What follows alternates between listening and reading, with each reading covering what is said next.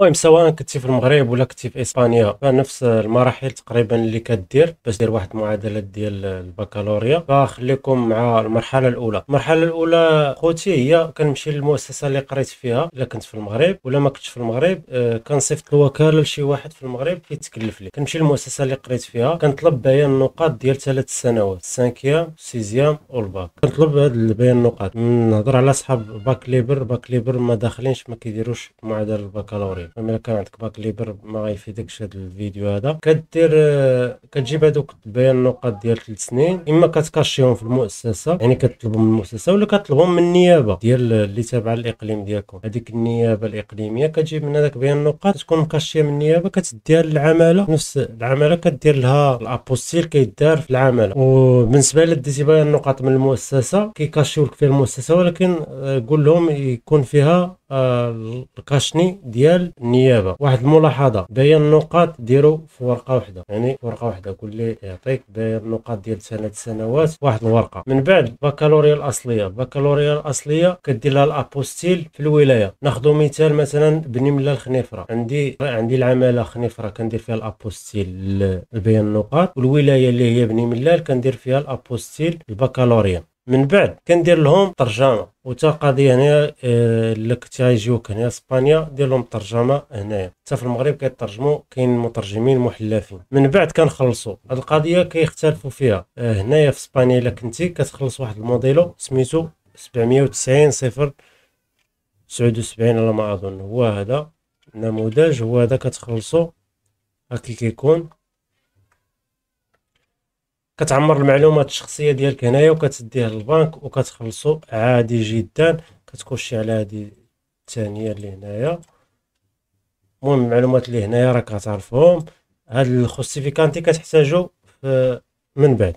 هذا الرقم هذا اللي هنايا كما كتشوف راه غتحتاجو. وفي المغرب كيفاش كنخلصوا في المغرب؟ المغرب كنخلصوا هنايا، هي الدفع في اسبانيا، وهنايا الدفع في الخارج. الدفع في الخارج هنايا كيتم عبر هذا الحساب هذا.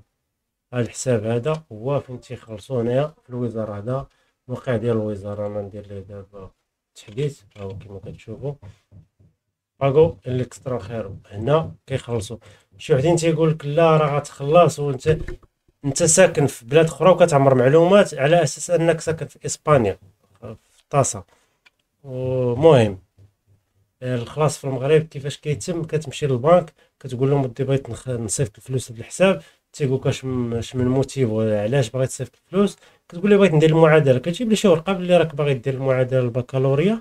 تمشي واحد النهار تيعيطوك تيقول لك اجي راه قبلنا لك سميتو. كتمشي كتخلص في البنك صافي كيعطيوك داك الروسي وكتديه معاك. هذاك هو اللي كيشهد لك بلي راك خلصتي طاسه. حنا دابا شنو درنا؟ جبنا البكالوريا، جبنا بيان النقاط، درنا لهم ترجمه درنا لهم الابوستيل ودرنا لهم الترجمه وخلصنا. من بعد فاش كنخلصوا كنجيو كندخلوا المعلومات الشخصيه. فين كنعمرهم؟ هنايا في هذا السيت الكترونيك. ها هو سيت education gov.es. انا نخليكم جميع الروابط هنايا بالسميات ديالهم في الوصف. من بعد كنسجل كونت عادي. هذا راه يدير اي واحد. المعلومات ديالك كذا هنا دوكومونطو ما عنديش، كندير اوترو باسبور. المهم معلومات شخصيه راه تعرف تعمر هذا الشيء كاي موقع كما كان.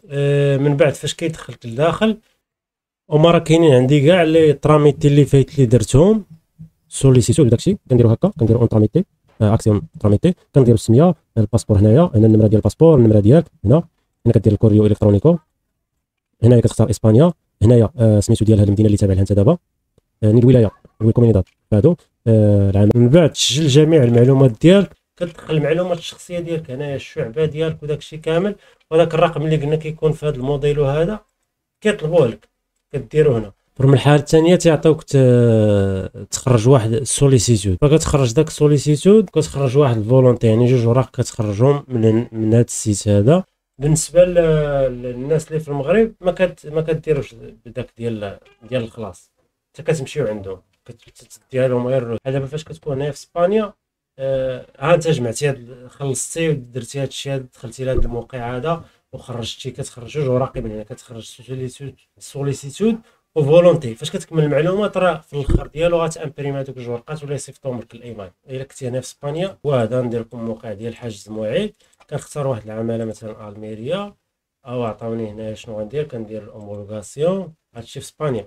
كندخل هنا سيتا او ما عطاوني، كنختار سيتا والنهار وداكشي كوريو كيعطيوني نختار النهار وفين غتمشي عندهم والبيرو فين كاين وداكشي.